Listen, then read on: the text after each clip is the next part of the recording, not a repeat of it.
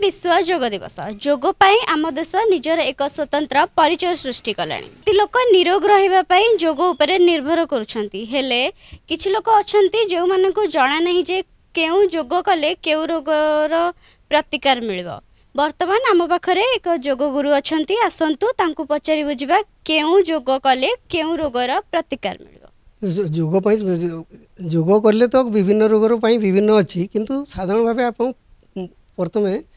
पूरा physically mentally and spiritually पूरा fit रहा पड़ो आउे जो योग जार अच्छी स्पेसिफिक करने गले धरतु आमको आमको कार डायबिटीज अच्छे ताकू आमको से मंडूकासनटा रेगुलर करने को पड़ो तो कार थायराइड प्रोब्लेम अच्छी तो ब्राह्मरी करने को पड़ो ओंकार करने को पड़ो ता सहित बेक संबंधी एक्सरसाइज जो अच्छे आमर उज्जाई प्राणायाम अच्छी ता सहित शीर्षासन करेंगे शीर्षासन कले बेकर आपंकर स्ट्रेंथ बढ़ो ये बढ़ो योग खाली देहपाई करेंगे आप तीन टा जिनस कौन फिजिकल मेंटल एंड स्पिरिचुअल ये तीन टा जिनस बॉडी बैलेंस रखापी आपन को योग करने को पड़ो बॉडी माइंड एंड ब्रेथ ये तीन टा जिनस को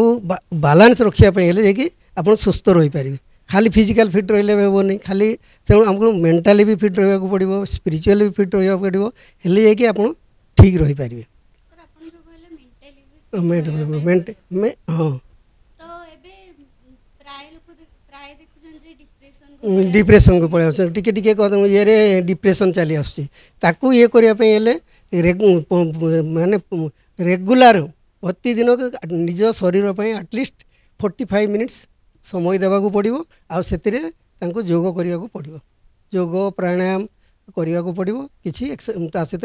योगासन किसी करने को पड़ो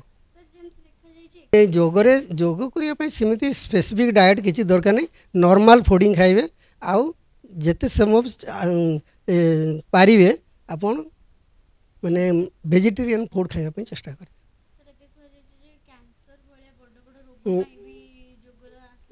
योगासन रेगुलर कले आपड़ जदि देखो रोग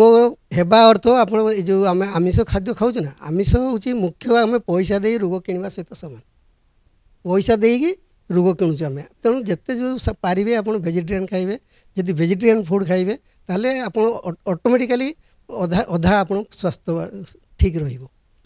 चेष्टा करेंगे जे सब यदि न पारुछंती खातु किंतु क्वांटिटी कमातु ड्यूरेशन कमातु माने आम जो आजिकल कौन कौन समस्त घरे केवल 2 बार सोमवार गुरुवार छाड़ीदे समस्ते कहूँ आम आमिष खाइबा नहीं सेटा नुहे आप खाଇବା अभ्यास अच्छी रही पारना ठीक अच्छे मसरे थे 15 दिन रे थे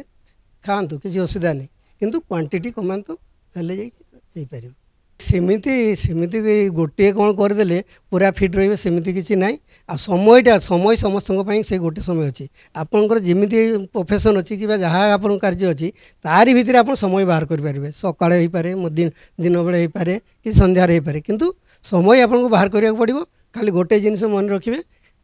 योग कि प्राणायाम करने पूर्व 4 घंटा पूर्व खाइबाटा माने खाई ता पूर्व पेटटा टे खाली पेट खाली थी तो बॉडीटा से अनुसार ये कर योगपाई सबुठ बेस्ट समय है मॉर्निंग माने 5टा 5टारू 7टा 7:30 पर्यंत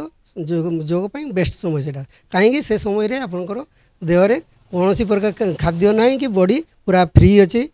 सका नित्यक्रम सारी आप पूरा फिट अच्छा से आप जहाँ करेंगे से देहपाई बहुत काम लगे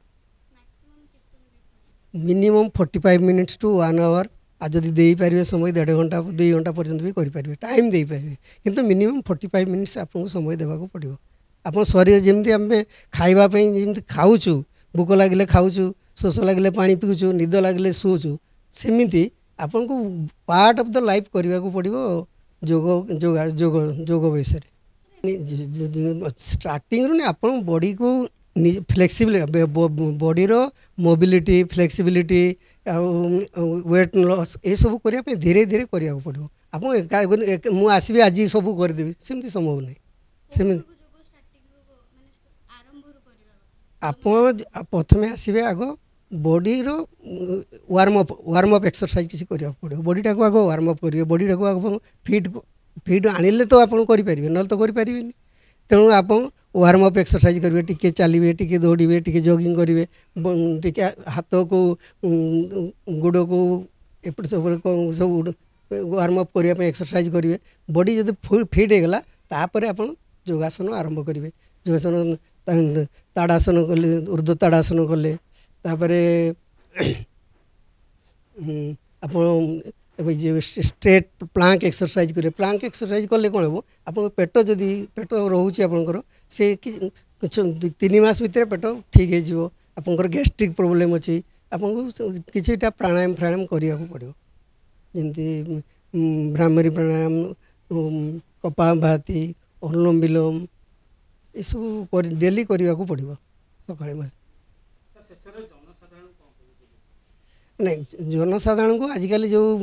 वर्तमान दुनिया रे जो आमर खाद्य सब किसी बर्तमान ये रहीगल माने सब किसी पल्यूटेड खाद्य आम खाऊ ये सब दृष्टि देखा गले ये जोग ही गोटे पाट अच्छी जो थे आप निरोग रही पारे आ निरोग सुस्थ निरोग जीवन यापन करने सब जोग ही एकमात्र बाट।